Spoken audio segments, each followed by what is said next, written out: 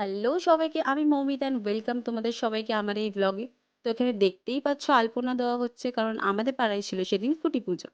খুঁটি পুজোটা মনে হয় সব পুজোর আগেই করা হয়, আমার ঠিক জানা নেই। তোমরা যদি জেনে থাকো প্লিজ একটা কমেন্ট করে যেও। তো এখানে বামুন ঠাকুর চলেছে, সবকিছু রেডি করছে পুজোর আগে যা যা দরকার। তো আমাদের পাড়ায় যেহেতু দুর্গা পুজো হয়, তাই জন্যই এই খুঁটি পুজোটা করা হচ্ছিল। আর সেদিনকার ওয়েদারটা তো জাস্ট ওয়াও লাগছিল। মানে দুর্গা পুজোর সময় যেরকম ওয়েদার হয়ে থাকে আর কি, আর সেদিনই মনে হচ্ছিল যেন দুর্গা পুজো শুরু হয়ে গেছে। তো দুর্গাপুজোর ব্যাপারে আর কি বলবো, দুর্গাপুজো তো বাঙালিদের ইমোশন বলতে পারো। আমরা পুরো বছর অপেক্ষা করে থাকি এই 5টা দিনের জন্য, যে মা কবে আসবে কবে আসবে। তো দুর্গাপুজো তো প্রায় চলেই এলো, আর কটা দিনের অপেক্ষা। মা তো আসছে আসছেই মজা, চলে এলে সেই চলেই যাবে, আবার সেই একঘেয়েমি জীবন শুরু। তো কথা বলতে বলতে দেখো এখানে পুজোও শুরু হয়ে গেছে, আমাদের খুঁটি পুজো। তো পুজোয় কার কটা জামা হলো কিন্তু আমাকে কমেন্টে জানিও, আমার এখনো পর্যন্ত একটাও হয়নি। তো সেদিনকার ওয়েদারটা দেখো জাস্ট কতটা সুন্দর লাগছে। আচ্ছা, শুনছি যে দুর্গাপুজোয় নাকি বৃষ্টি হবে।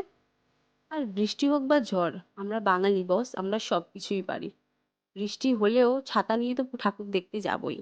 বছরে একটা বার পুজো আসে, না ঘুরলে কি হয়। তো খুব ভালোভাবে তোমরা পুজো কাটিও। আমার এই ব্লগটা আমি এখানেই শেষ করলাম। তোমাদের যদি ভালো লেগে থাকে একটা like comment share and subscribe করে দেবে। টাটা।